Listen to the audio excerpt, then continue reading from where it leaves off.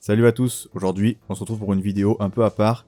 Dans cette vidéo, je vais vous présenter plusieurs comics qui sont idéales à offrir à Noël, avec un conseil pour chaque personnage / équipe ou presque.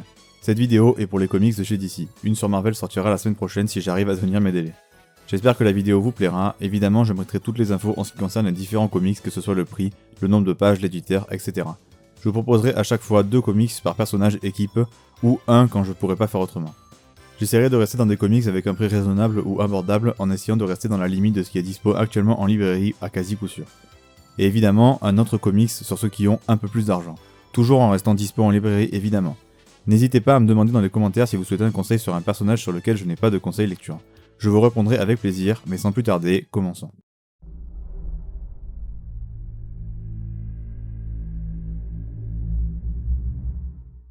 Dans un monde où Batman est allé trop loin, le Joker doit sauver Gotham. Le Joker, ce maniaque, ce tueur, celui qu'on surnomme le clown prince du crime. Si Batman, le chevalier noir, sombre du côté obscur, pourquoi le Joker ne pourrait-il pas sortir de sa psychose et devenir le chevalier blanc? Ce qui arrive après qu'un traitement inédit a guéri le Joker et le fait redevenir Jack Napier, un nouveau candidat à la mairie de Gotham. Alors pourquoi Batman White Knight est-il un bon comics à offrir à Noël? Premièrement parce que c'est une excellente histoire. Déjà, l'histoire parle de plein de sujets très cool et intéressants, comme la santé mentale, la politique, l'image de Batman et ce qu'il représente pour Gotham, mais aussi, est-il vraiment nécessaire à Gotham? Plein de thèmes toujours pertinents avec l'univers de Batman. Ensuite, comme le dit le synopsis, le Joker va être soigné de sa folie dans ce récit, et va confronter Batman à tous ses échecs, va aussi retrouver toute son extrême intelligence et essayer de devenir le sauveur des habitants de Gotham avec Harley Quinn à ses côtés. Le récit a un rythme un peu lent mais vraiment excellent, où on alterne vraiment bien entre des moments avec beaucoup de dialogues vraiment percutants mais surtout pertinents, parlant régulièrement de politique mais également d'autres sujets, et aussi des scènes d'action vraiment excellentes. À côté de ça, Sean Murphy, qui est au scénario et au dessin de ce comics, profite de la liberté créative que lui offre le fait de travailler hors continuité, et il en profite pour créer son propre univers autour de Batman, le Murphyverse, où il va modifier quelques personnages, inventer un background à la famille de Batman, et plein d'autres choses vraiment très intéressantes, et permet de réinventer une partie de la mythologie de Batman d'excellente manière. En parlant de réinvention, Sean Murphy va complètement réinventer le personnage du Joker et le rendre hyper intéressant, et surtout nuancé. C'est super frais. Les personnages du récit sont également superbement travaillés, que ce soit Harley Quinn qui est hyper intéressante, et juste assez différente de sa version classique pour être passionnante, Batman qui est plus sombre, plus violent et plus déterminé, Gordon qui est super intéressant au travers de sa relation avec Batman et son rapport avec la police de Gotham. Sean Murphy va vraiment très loin dans son concept et rend son récit vraiment marquant. Niveau dessin, c'est particulier mais excellent. Vraiment les scènes d'action sont fluides et explosives. La mise en page est dynamique et assez recherchée sur certaines pages. Les personnages sont vraiment iconisés, et comment ne pas parler des véhicules qui semblent être le délire de Sean Murphy. Il en met partout avec des designs tous très recherchés et cool, comme ceux de ses personnages ou de sa Gotham, qui ont tous un feeling vraiment particulier et très cool qui rendent cette histoire vraiment unique dans le paysage des récits sur Batman. Le récit a eu 2 suites. Batman Curse of the White Knight, clairement à la hauteur de White Knight et donc excellent, et Batman White Knight Harley Quinn qui se concentre davantage sur le personnage d'Harley. Un petit univers est donc en train de se créer autour de Batman et de Sean Murphy, et franchement c'est vraiment une excellente porte d'entrée.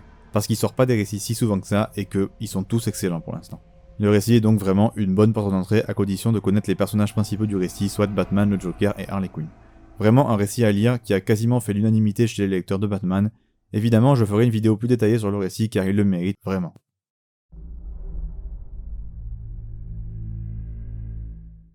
Batman se retrouve assailli par tous ses ennemis, lorsqu'un mystérieux personnage qui dissimule son visage sous des bandelettes apparaît. Son nom, Silence. Son but, harceler le justicier jusqu'à lui faire perdre la raison. Catwoman saura-t-elle lui apporter l'aide et le réconfort dont il a cruellement besoin? Alors Batman Silence est un de mes récits préférés sur Batman. Déjà pour commencer, je trouve que ce récit contient tous les aspects de Batman. Que ce soit le Batman blockbuster qui semble invincible avec un plan pour tout et qui colle des patates de forain, mais aussi le Batman détective qui est donc plus calme et posé et qui enquête et qui a souvent des récits plus posés. Cette histoire est donc un mélange, certes pas forcément égal entre les deux côtés de Batman, mais qui a le mérite de plutôt très bien concilier les deux côtés de Batman pour un récit vraiment complet. Ce récit fait partie des grands classiques de Batman et à juste titre selon moi. En plus de ça, c'est vraiment un récit idéal pour débuter les comics sur Batman, et ce pour plusieurs raisons. D'abord le récit est assez simple pour être compris par tout le monde, mais aussi assez complexe pour être vraiment intéressant, et l'enquête a vraiment son lot de révélations hyper cool, et la fin est vraiment excellente. Le récit possède également énormément de méchants de l'univers de Batman. De Poison Ivy à Harley Quinn en passant par le Joker ou Ra's al Ghul, il y a dans ce récit quasiment tous les méchants emblématiques de Batman, ce qui permet autant aux débutants qu'aux personnes un peu plus expérimentées de connaître un peu mieux ou de découvrir des méchants de Batman qui sont hyper intéressants. Superman est d'ailleurs également présent ainsi que beaucoup d'alliés de Batman, comme Huntress ou Nightwing ou bien évidemment Catwoman. Niveau rythme, le récit est vraiment effréné. Autant il prend souvent le temps de se poser et de faire parler ses personnages, autant on a quand même cette sensation de vitesse qui est vraiment présente et que chacune des 12 issues a un énorme impact sur l'histoire. Le récit est vraiment réfléchi et fait pour être une sorte de vitrine pour l'univers Batman. Ça se sent et c'est dans le bon sens du terme. Niveau action, on est vraiment servi avec des scènes de combat fantastiques qui font clairement partie des meilleures de l'univers de Batman de tous les temps. Le récit enchaîne les scènes iconiques sans aucun répit, mais ça n'empêche pas d'avoir des excellents personnages qui sont vraiment bien travaillés, notamment Batman et Catwoman, qui sont super cool et qui surtout entretiennent une relation vraiment intéressante et qui a plein de moments vraiment excellents. Et en parlant de personnages iconiques et bien travaillés, comment ne pas parler de l'ennemi de ce récit, Silence, qui en l'espace d'un seul comics a su s'imposer comme un méchant majeur et iconique de l'univers de Batman. Il a un background très cool et le personnage est vraiment intéressant et a des motivations plutôt très intéressantes aussi. Le récit est vraiment épique et offre vraiment du très grand spectacle qui ravira tout le monde ou presque avec des affrontements contre des méchants vraiment passionnants et superbement mis en scène. Et en parlant de mise en scène, parlons de la masterclass de Jim Lee au niveau des dessins. C'est un des meilleurs dessinateurs de comics de tous les temps et il livre ici ce que je considère comme sa meilleure performance de tous les temps. C'est juste fantastique, hyper accessible. Le récit permet vraiment à Jim Lee d'exprimer tout son talent avec des scènes d'action absolument incroyables, des poses héroïques, des personnages iconiques et des décors fantastiques. Mais il y a aussi des personnages très expressifs. Et il y a une quantité d'images qui sont restées gravées dans la mémoire des gens, c'est hallucinant. Un superbe récit qui, malgré son prix un peu élevé, dû à l'excellente édition d'Urban, reste un must-read pour tous les fans de Batman qui explorent à fond l'univers ô combien passionnant du Chevalier Noir. Un cadeau vraiment idéal. Évidemment, je ferai aussi une vidéo plus détaillée sur le récit car il le mérite vraiment, mais plus tard.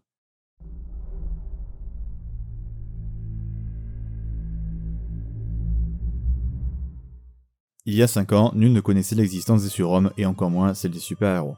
Avec l'apparition de Superman, Batman, Green Lantern et Wonder Woman, les autorités, effrayées par la puissance de ces individus, les déclarent hors la loi. Cependant, lorsque Darkseid projeta de conquérir la Terre, les humains durent se placer sous la protection de leurs héros.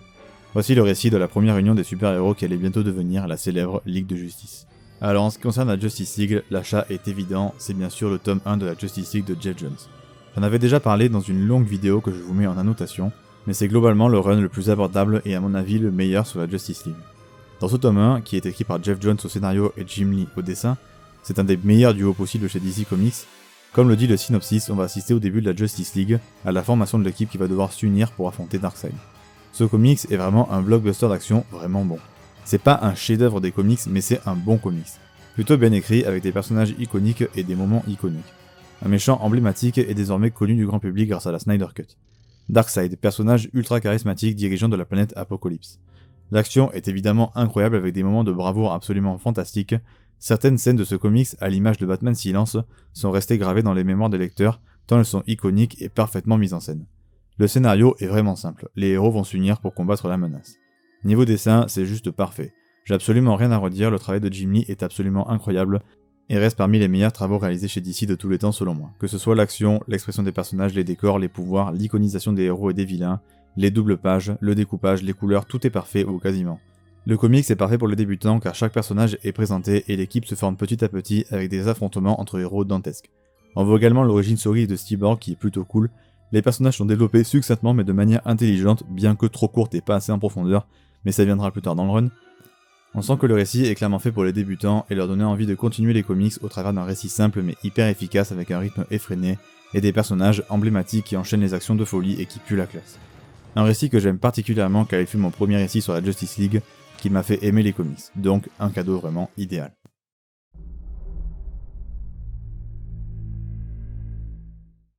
Batman, Superman, Wonder Woman, Flash, Aquaman, ils sont les plus grands super-héros de la Terre, réunis en une ligue de justice imbattable. Ils ont toujours fait de leur mieux pour protéger la Terre et l'univers des menaces les plus diverses. Or, aujourd'hui, leurs plus grands ennemis ont décidé d'utiliser leurs dons pour résoudre les maux que subit l'humanité au quotidien. Mais leurs motifs sont-ils réellement aussi altruistes qu'ils le prétendent ?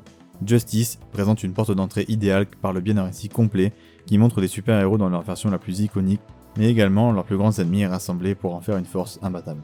Justice d'Alex Ross est un très bon récit. Première chose à dire, c'est que j'avais déjà fait une vidéo dessus, je vous la mets en annotation. C'est aussi, comme le dit le pitch, un récit autocontenu, c'est-à-dire qu'il n'a pas d'histoire qui le précède ni qui vienne après. L'histoire est complète en un tome. C'est donc un récit complet. Ce récit a été vu par Alex Ross qui assure à la fois le scénario et le dessin comme l'histoire ultime de la Justice League. L'affrontement ultime entre la Justice League et leurs ennemis de toujours venus s'assembler pour arrêter la fin du monde. En effet, le scénario de cette histoire part d'un rêve commun à tous les méchants principaux de la Ligue, qui voient la fin de la Terre causée par la défaite de la Justice League. Ils vont donc s'allier sous les ordres de Luthor et Brainiac pour sauver la planète à leur manière. Ce récit a vraiment de très nombreux points positifs. Déjà, il est subversif. En mettant les méchants dans une position de sauveur, à partir de ce constat, les héros vont enchaîner les ultimatums, et ils vont devoir décider qui sauver et aussi savoir s'ils doivent vraiment gagner contre la Légion, car selon leur rêve, s'ils gagnent, la Terre est détruite. Ce récit est une véritable lettre d'amour à la Justice League, à ce qu'elle représente, ce que sont ses membres, jusqu'où ils sont prêts à aller pour sauver des gens. L'histoire est classique et intemporelle. Elle a des batailles épiques, des retournements de situation, des personnages iconiques très bien écrits. Ce récit va également nous montrer l'esprit d'équipe de la Justice League, à quel point ils s'entraident mais surtout que la Ligue est infinie. Même si ses membres principaux tombent, ils recevront toujours de l'aide de multiples personnages. Le récit est en plus de ça hors continuité, et l'édition de Urban présente tous les personnages un par un. Donc parfait pour les débutants qui pourront avoir une description de chacun des très nombreux personnages de ce récit, qui utilise à merveille toute la profondeur de l'univers d'ici au niveau de ses personnages. L'opinion publique est également un point majeur de ce récit qui va permettre aux vilains de manœuvrer leurs plans plus facilement ou leur mettre des bâtons dans les roues. Aquaman est majeur dans le récit. La mise en place de l'intrigue et son développement sont très bons. Le plan de Lex Luthor est vraiment une masterclass, autant dans son déroulement que dans ses interventions auprès du public avec des vérités qui sont utilisées pour mettre à mal les héros. Une histoire basée sur la coopération avec un rythme plutôt rapide, même si elle prend son temps aussi à certains moments et qui se termine dans un final explosif. Niveau dessin, c'est Alex Ross, donc c'est absolument magnifique comme vous avez pu le voir. Les héros sont iconisés à mort, les décors sont fantastiques. Alex Ross est un des plus grands dessinateurs de comics de tous les temps, et ce pour une raison simple, son style est absolument unique. Le niveau de détail et de travail qu'il fait est impressionnant et fantastique. C'est vraiment un très bon récit, que je vous conseille évidemment d'acheter à Noël.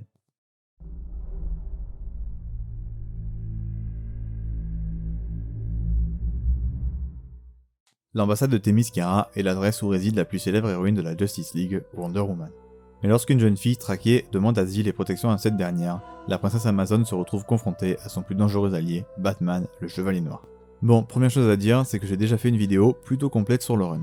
Je vous la mets en annotation, mais globalement, c'est mon run préféré sur le personnage de Wonder Woman, et là je vais vous parler du tome 1. Le tome est séparé en deux parties. La première est vraiment excellente, c'est l'histoire Iketeia. Je vous ai déjà donné le pitch, mais du coup, pourquoi cette histoire fait partie des meilleures histoires sur le personnage? Et bien parce que déjà l'histoire met parfaitement en valeur le personnage de Wonder Woman. Que ce soit ses valeurs, ce pourquoi elle se bat, ses qualités mais aussi ses défauts, ses capacités de combat sans pareil mais aussi ce qu'elle représente pour les autres.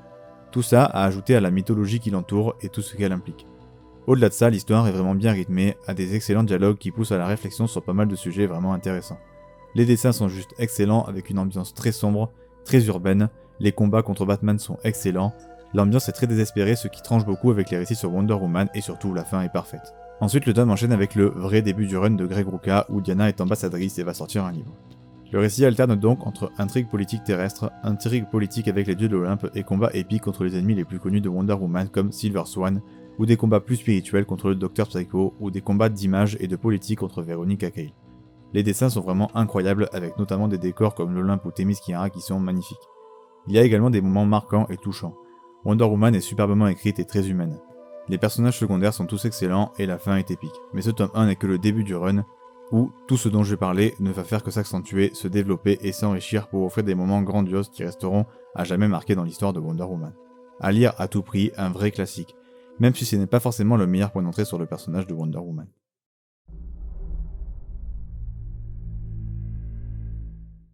Guerrière farouche et princesse des Amazones, Diana a quitté son île pour rejoindre le monde des hommes en tant que Wonder Woman. Mais en sauvant une jeune femme des griffes des monstres mythologiques, elle ne s'attendait pas à lever le voile du mystère de ses origines. Suite à sa découverte, Diana va devoir affronter la colère des rats et les machinations des autres dieux de l'Olympe. Alors ce comics est vraiment un excellent point de départ pour le personnage de Wonder Woman. Pour commencer, c'est un run qui se déroule en 2 intégrales, et c'est un vrai run, dans le sens où l'histoire a été imaginée pour durer tout le long du run. Ce n'est pas plusieurs histoires avec un fil rouge, mais une vraie histoire longue qui était prévue pour durer aussi longtemps. Ensuite, c'est sûrement un des runs qui exploite le mieux toute la mythologie grecque. C'est un run qui réinvente vraiment de très bonne manière le personnage de Wonder Woman. L'histoire est à la fois belle et touchante, et à la fois très dure et très violente. L'histoire possède également son gros lot de révélations sur Diana, et aussi son lot de retournements de situation, de trahison et de moments épiques, bien évidemment. L'histoire a un ton bien adulte et assez cru par moments, avec un scénario assez recherché et franchement très bon. Niveau personnage, c'est vraiment de l'excellent développement, avec évidemment Wonder Woman en tête qui est parfaitement développé tout au long du run, mais également du tome. Les autres personnages, que ce soit les dieux de l'Olympe, le méchant du run et les alliés de Diana, ils sont tous super bien développés et c'est hyper satisfaisant. Niveau dessin, c'est assez particulier. Le trait de Cliff Chiang est vraiment très simple, mais ça donne un côté vraiment unique et qui se démarque à ce comics. Et personnellement, j'adore en plus la variété des décors, des designs des personnages, des différents combats. Cliff Chiang s'en donne à cœur joie et nous livre des pages fantastiques qui sont vraiment incroyables. L'action est évidemment présente et l'humour aussi, avec quelques punchlines bien senties et des moments vraiment drôles. Dans ce run, Wonder Woman va surtout aider Zola et son fils Zeke à échapper aux dieux. En effet, Zeke est au cœur des différentes prophéties de dieux grecs, et sa mère étant dans l'incapacité de la défendre contre des dieux, Wonder Woman va devoir lui venir en aide et les défendre envers et contre tout. Les méchants de ce run sont excellents, notamment le premier-né, qui est un méchant ultra violent, charismatique et surtout horrible. L'histoire a aussi des passages qui ont vraiment des impacts sur l'univers de Diana qui sont incroyables. Une superbe lecture, vraiment un excellent travail, et vraiment, si vous achetez ça à un fan de Wonder Woman, il va se régaler.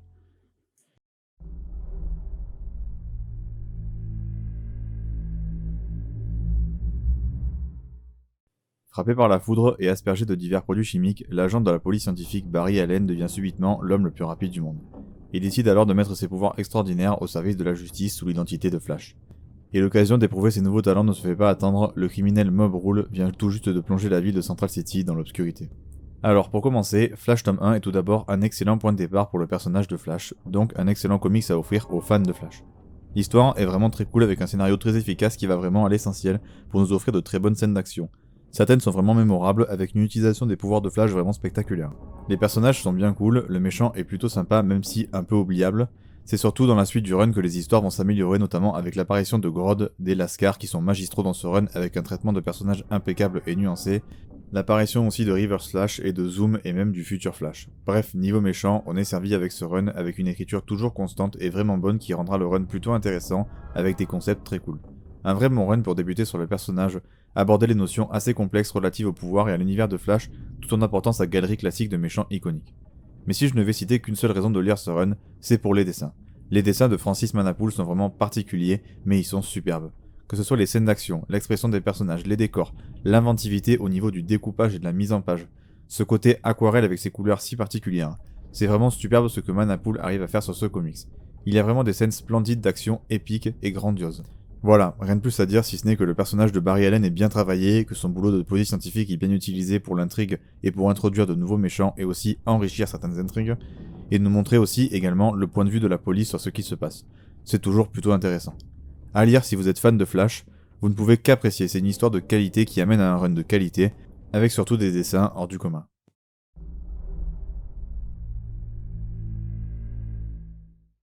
Lors de la crise des Terres Infinies, Barry Allen, dit Flash, s'était sacrifié afin que le multivers puisse survivre à l'attaque de l'Anti-Monitor. Pendant des années, il fut remplacé par son ancien sidekick, Wally West. Mais lors de la guerre contre les forces de l'antivie de Darkseid, Barry est réapparu. Son retour implique également celui de son ennemi juré, Nega Flash, ainsi que la menace d'un nouveau bouleversement au sein du multivers. Bon alors pour Flashpoint le prélude, je ferai probablement une vidéo plus complète dessus, mais en attendant je vais vous parler de pourquoi je pense que c'est vraiment un bon comics à offrir pour les fans de Flash. Déjà ce comics est coupé en deux parties bien distinctes. La première est la renaissance de Flash et la deuxième est le début d'un run très court qui durera jusqu'à l'événement Flashpoint. Comme l'indique son titre, c'est un prélude à Flashpoint, juste parce qu'il raconte les événements qui le précèdent, mais ces événements n'ont par contre pas de réels impacts sur Flashpoint. Mais du coup, je vais parler de la première histoire qui est pour moi l'unique raison d'acheter ce tome et qui vaut vraiment le coup. Cette première histoire est Flash Rebirth, et à la manière de Green Lantern Rebirth quelques années plus tôt, Jeff Jones va faire revivre un personnage important et iconique de l'univers d'ici, mais va surtout le ramener en explorant et en utilisant à fond le lore du personnage. En expliquant les raisons de sa mort, en expliquant tout en ramenant des concepts complètement hallucinants et en faisant une histoire absolument fantastique qui marque à jamais le personnage avec des révélations hallucinantes et surtout en lui désignant une némésis pour toujours, River Slash en l'occurrence, en les liant à jamais au travers d'événements marquants. C'est à titre personnel mon histoire préférée sur Flash que j'ai pu lire, avec Ethan Van Sciver qui fait un travail au dessin juste hallucinant, avec des dessins marquants vraiment incroyables. Mais du coup, il y a la deuxième partie de ce tome, et là je dois avouer que j'ai vraiment pas aimé. C'est d'ailleurs plutôt les deux derniers tiers. Déjà, point positif, les dessins. Francis Manapul assure une bonne partie de la partie graphique, pas aussi bonne que celle qu'il fera par la suite du coup dans Flash tome 1 dont j'ai parlé avant, mais du coup elle reste quand même vraiment bonne. Pour le reste, c'est moyen en fait, les histoires sont moyennes, les personnages sont pas hyper bien exploités à part à la limite Flash.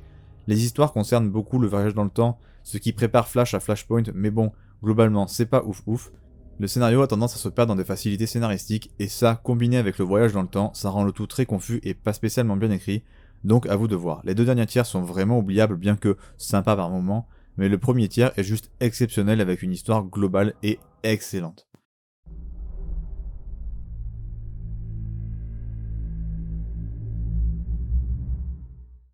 Après des études mouvementées qui ont entamé sa confiance en elle, la jeune psychologue Harleen Quinzel pense enfin décrocher le poste de ses rêves en étant embauchée à l'asile d'Arkham afin d'apporter son soutien et son expertise aux plus grands criminels de Gotham. Mais il y a un être au sein de cet asile qui va à la fois faire chavirer son esprit et son cœur, le Joker. Petit à petit, Harleen va se laisser séduire puis sombrer dans une abîme de folie, y laissant à jamais son innocence et ses illusions perdues. Alors première chose, j'ai déjà fait une vidéo plutôt complète sur Harleen, donc allez la voir si vous voulez plus de détails, je vous la mets en annotation. Mais sinon, c'est parti pour un résumé. Comme l'indique le pitch, l'histoire va nous présenter les origines de Harleen Quinzel avant qu'elle ne devienne Harley Quinn. On est donc sur une histoire très axée sur ses personnages, avec une véritable plongée dans la psyché de Harleen. On va avoir donc beaucoup de textes où elle se parle à elle-même, on va donc connaître ses peurs, ses doutes, ses convictions, ses envies, ses humeurs, bref, on va connaître le personnage sur le bout des doigts. Le personnage est écrit de manière quasi parfaite, avec un développement hyper intéressant. Voir le personnage peu à peu plonger dans la folie et se tourner vers le mal est hyper intéressant. Et c'est surtout vraiment bien fait avec une histoire qui prend son temps pour poser son décor, son ambiance et ses différents personnages, et qui derrière va les enrichir avec des dialogues excellents. Le récit possède donc son lot de personnages forts, que ce soit Poison Ivy, Harvey Dent et d'autres criminels de l'asile d'Arkham, mais le personnage qui ressort le plus outre Harleen est évidemment le Joker. Le personnage est traité un peu différemment de son habitude. Ici on a un Joker plus charmeur, qui comprend ce qu'il a à faire pour sortir de l'asile. Il joue de son charisme pour convaincre Harleen à le suivre dans sa folie, mais on voit aussi qu'il se laisse prendre au jeu et cette ambiguïté dans la sincérité du Joker fait toute la richesse de la relation entre Harleen et le clown prince du crime, et du coup l'histoire est très bonne et mêle des intrigues politiques, de santé, de psychologie évidemment. Le rythme est vraiment lent mais très bien maîtrisé, de sorte à ce qu'on ne s'ennuie jamais, grâce à la qualité de l'écriture, mais également grâce aux dessins qui sont fantastiques. Les personnages sont ultra expressifs, le jeu des ombres est juste excellent, certains passages dans l'esprit de Harley font clairement penser à Alice au Pays des Merveilles, l'asile d'Arkham est parfaitement représenté, certains dessins avec Poison Ivy sont juste magnifiques. Bref, un comics qui fait partie des tout meilleurs comics de DC à mon avis, absolument parfait pour tous les fans de Harley Quinn.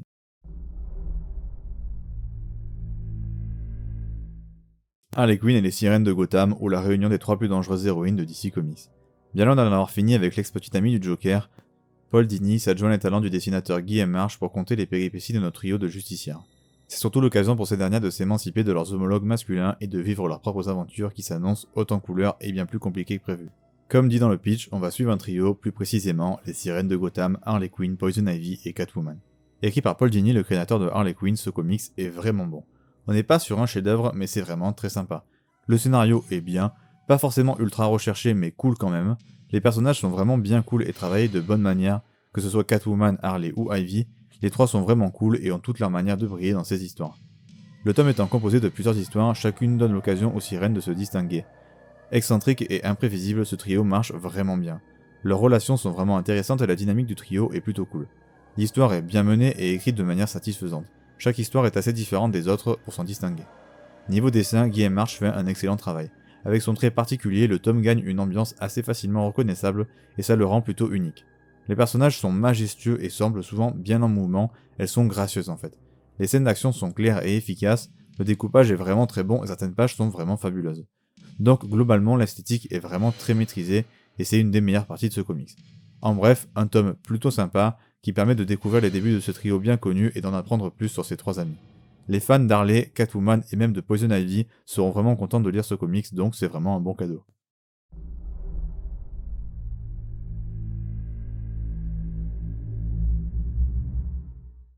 Le Joker s'est à nouveau échappé de l'asile d'Arkham. Il a cette fois pour objectif de prouver la capacité de n'importe quel être humain de sombrer dans la folie après un traumatisme.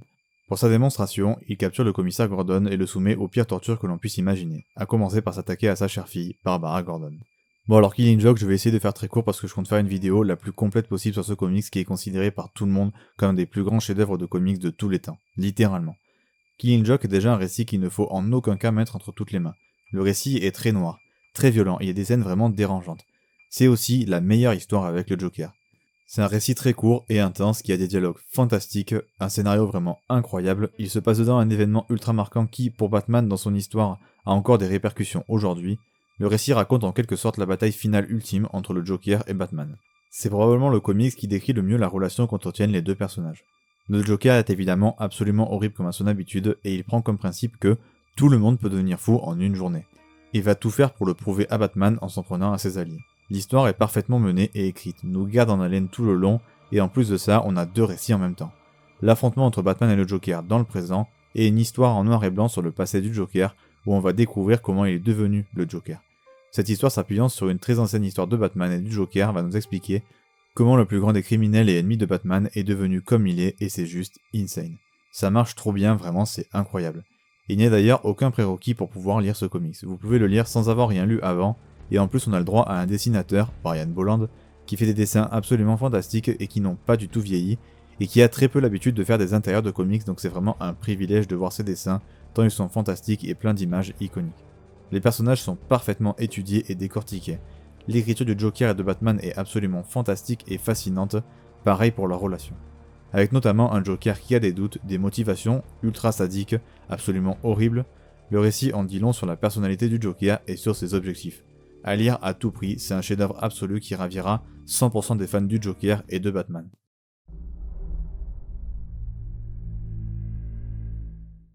Quand un psychiatre affilié au Joker tente de guérir le plus grand criminel de Gotham, c'est le début d'une descente aux enfers pour celui qui était jusqu'ici un père de famille aimant et paisible. Mais cette spirale de dépression et d'hallucinations violentes ne cache-t-elle pas aussi un réel gouffre au sein même de sa psyché? À l'image du Joker, Joker Killer Smile est une histoire vraiment particulière. Le principe de base est simple, c'est un psychiatre qui cherche à soigner le Joker, mais qui est vraiment le fou des deux, c'est la question qu'on se pose. L'histoire est hyper malsaine, il y a un duo scénariste-dessin absolument fou. Ils ont déjà fait plusieurs travaux ensemble auparavant. L'histoire est pas hyper originale, mais elle est très bien écrite et hyper efficace. L'intrigue est vraiment intéressante dans son déroulé, mais c'est surtout un récit psychologique avec beaucoup de dialogue. Et on n'a vraiment aucun repère pendant tout le récit. On ne sait jamais distinguer ce qui est vrai de ce qui ne l'est pas. On ne sait pas quand on est dans la tête du personnage principal ou en dehors. On a vraiment une perte de la notion du temps et de la réalité constante. Le récit peut être normal et hop, à un moment basculer en un instant dans le gore et la folie. L'histoire est vraiment chaotique et les retournements de situation sont permanents. On est plongé dans la folie du Joker.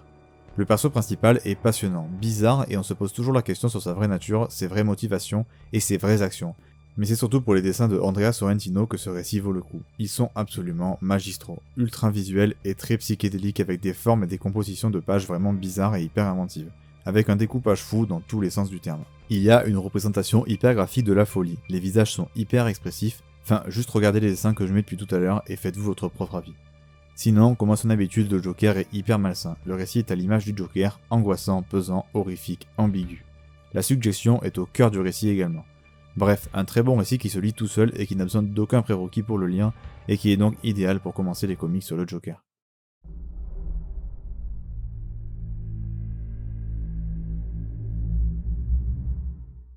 Changement drastique à la tête de la Suicide Squad. Depuis des années, cette dernière était dirigée par l'implacable Amanda Waller qui commandait d'une poigne de fer ses super vilains en quête de remise de peine.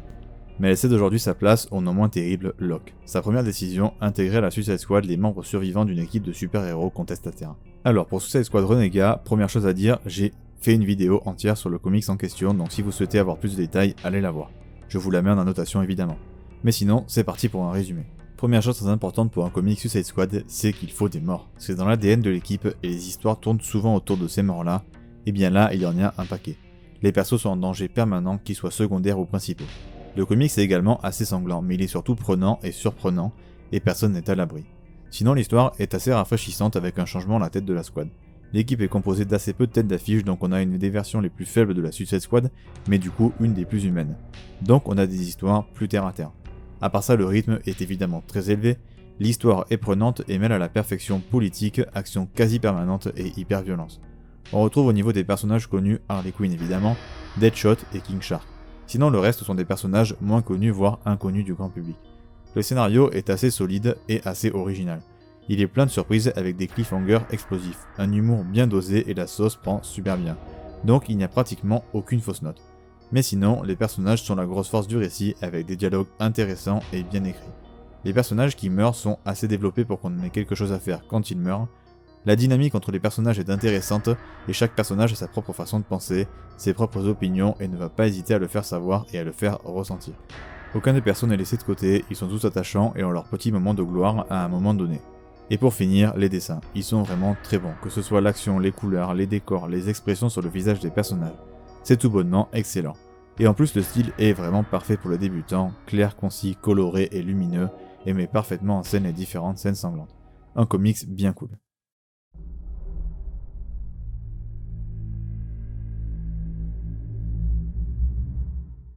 Oliver Queen est l'héritier d'une fortune colossale qu'il utilise pour financer la croisade de son alter ego, le justicier masqué, Green Arrow. Mais tout ceci vole en éclat le jour où l'assassin Komodo s'en prend à ses plus proches alliés et lui révèle les secrets sur la disparition de son père. Passons maintenant à l'archivère de chez DC, Green Arrow. Pour ça, je n'ai qu'une seule lecture à vous proposer, mais dans 2 éditions différentes. Une édition simple avec un tome unique et une édition intégrale qui regroupe l'équivalent des 3 premiers tomes de la saga, mais qui coûte plus cher, mais du coup qui regroupe l'intégralité du run de Lemayer et Sorrentino. Et c'est donc ce run-là dont je vais parler. Déjà pour commencer, c'est vraiment un excellent run, réputé comme étant un des meilleurs runs sur le personnage de Green Arrow. L'histoire est vraiment incroyable. Elle parle d'un concept très cool, qui est le clan des armes. Green Arrow va rencontrer plusieurs clans qui utilisent une arme particulière. L'arc, la hache, le bouclier, etc. Chaque clan a un totem qui confère des pouvoirs spéciaux. Donc la majorité du run va tourner autour de la découverte des différents clans, qui les composent, qui les dirigent, et puis le final va les faire tous se rencontrer, au risque et périls de chacun des participants. Green Arrow va se retrouver mêlé à toutes ces affaires et va devoir faire au mieux pour s'en sortir. Et c'est pas tout, car en plus, il va être fait de lourdes révélations sur son passé, sur son père et plus globalement, sa famille. Mais c'est encore pas tout, car il va être traqué par un ennemi ultra charismatique et très dangereux, Komodo. Ennemi vraiment incroyable, quasiment digne d'être dans un film d'horreur dans la façon dont il est représenté et mis en action, surtout au niveau des dessins, mais je reviens sur les dessins plus tard. Mais il sera également confronté au terrifiant Comte Vertigo, bref, niveau méchant et personnage fort, on est servi. D'autant plus que les dialogues et les personnages sont hyper bien écrits. Le récit a vraiment un excellent rythme avec plusieurs endroits visités et un récit qui avance vraiment de manière fluide et hyper agréable. Des persos secondaires excellents et surtout une quantité de bons personnages assez folle, ça régale. Niveau dessin, c'est le même dessinateur que pour Joker, Killer Smile, donc les dessins sont absolument incroyables, sombres, violents, mais surtout avec un découpage et des couleurs ultra particulières qui rendent le travail de Sorrentino complètement à part et rend la série particulière dans le très bon sens du terme. Perso, je suis un gigantesque fan des dessins. Il donne un vrai cachet à la série, c'est assez incroyable. Un des tout meilleurs comics sortis chez DC de ces 10 dernières années. Si vous êtes fan de la série Arrow, foncez, vous allez vous régaler.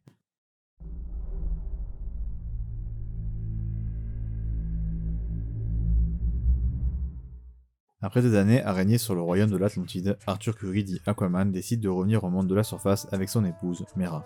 Mais le retour à la vie civile ne se fera pas sans peine, entre la méfiance des autorités à son égard et les attaques de créatures cannibales issues des profondeurs de l'océan.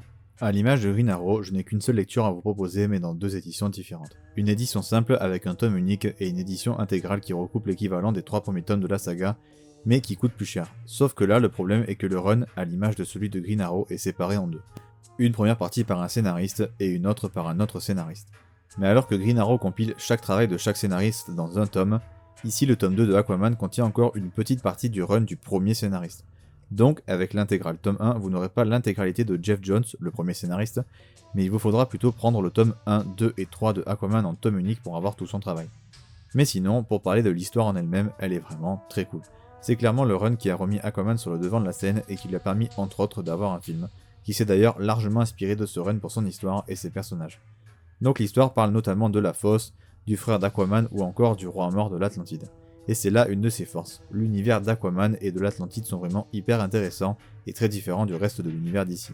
Il y a un côté horrifique vraiment cool, notamment dû au côté sous-marin qui offre souvent des décors assez sombres et vraiment cool, notamment la fosse évidemment. Le scénario est vraiment très cool et assez surprenant avec cet univers très bien utilisé. Et aussi, bien sûr, le thème principal d'Aquaman bien utilisé, c'est-à-dire son côté terrien et atlante et le fait qu'il soit tiraillé entre les deux. Les intrigues sont bien cool, le côté roi d'Aquaman est bien utilisé avec les dilemmes qui vont avec, Mera est toujours aussi incroyable, c'est vraiment un excellent personnage. Le passé mystérieux d'Aquaman est également dévoilé et bien évidemment, la série dispose de son lot de méchants vraiment charismatiques comme Black Manta, le frère d'Aquaman aka Ocean Master ou encore le roi mort. Le récit est également étroitement lié à une super intrigue de la Justice League qui est le trône de l'Atlantide. Niveau dessin, c'est vraiment du très lourd. Que ce soit Ivan Reis ou Paul Pelletier, ils livrent un travail absolument fantastique et dépeignent cet univers sous-marin à la perfection, en plus d'avoir des styles ultra abordables pour les débutants. En bref, ce comic c'est vraiment du très bon. Tous les fans d'Aquaman ne peuvent qu'apprécier, ce récit c'est vraiment de la très très grande qualité.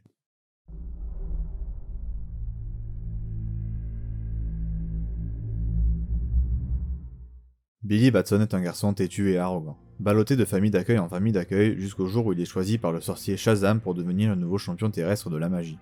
Mais le retour de Black Adam, ancien détenteur corrompu de ce pouvoir, le forcera à mûrir et à assumer enfin ses responsabilités. Bon, du coup, il y a peut-être pas trop de fans de Shazam par ici, mais je me devais de vous présenter cet excellent comics. Déjà, première chose, c'est que ce comics a littéralement inspiré le film dans son entièreté. Donc dans ce comics, vous allez voir ce qui s'est passé dans le film, mais plus en détail, avec plus de développement et surtout, mieux écrit avec un humour beaucoup plus juste. Ce comics va nous présenter donc, comme dit dans le pitch, les origines de Billy Batson et son acquisition des pouvoirs de Shazam, mais également celle du méchant principal de sa némésis, Black Adam. C'est d'ailleurs un des meilleurs passages du récit, le personnage de Black Adam étant un anti-héros avec une morale bien à lui. C'est vraiment un personnage passionnant de tous les points de vue. Niveau histoire, on est donc servi. C'est assez simple mais utilise et réinvente parfaitement l'univers et la mythologie de Shazam et la rend hyper intéressante et intrigante, car le récit est court et laisse donc planer pas mal de choses pour une potentielle suite. Niveau personnage, on est vraiment servi. Billy est super bien écrit et son évolution est vraiment très cool. Au début on le déteste, c'est vraiment un sale gosse, puis avec l'avancée du récit, on l'apprécie quand on apprend à le connaître. C'est une évolution classique mais vraiment efficace. Évidemment, Black Adam pue la classe et les persos secondaires, comme la nouvelle famille de Billy, ont tous leur identité propre et donc sont bien cool et bien écrits également. Et ils sont tous touchants à leur manière et permettent à Billy d'évoluer. Mais c'est surtout au niveau dessin que le récit est vraiment incroyable. Les décors magiques et urbains sont ultra cool, les personnages puent le charisme, c'est assez fou, l'utilisation des pouvoirs, les visages, les émotions des personnages, bref, Gary Frank livre une prestation de très haut niveau et vient encore plus assurer ce récit qui était déjà de très grande qualité. C'est simple, ce comics est tellement bon qu'ils ont décidé de s'inspirer uniquement de ce comics pour faire le film. Et niveau comics, ça assure souvent un récit de grande qualité. Ce comics est clairement devenu un indispensable de chez DC Comics de ces dernières années. À la fois la meilleure introduction sur le personnage de Shazam, mais aussi sa meilleure histoire. En plus de ça, c'est un one-shot, donc une histoire qui se suffit à elle-même, pas besoin de lire ni quelque chose avant, ni quelque chose après, le comics se suffit à lui-même. Voilà, c'est tout pour cette vidéo sur les comics à offrir à Noël pour les fans de chez DC. N'hésitez pas à aller voir l'autre vidéo sur les comics de chez Marvel qui sort dans une semaine. Je croise les doigts pour que vous trouviez votre bonheur, que ce soit pour vous ou pour offrir à vos proches. Passez de bonnes fêtes et surtout, lisez plein de comics.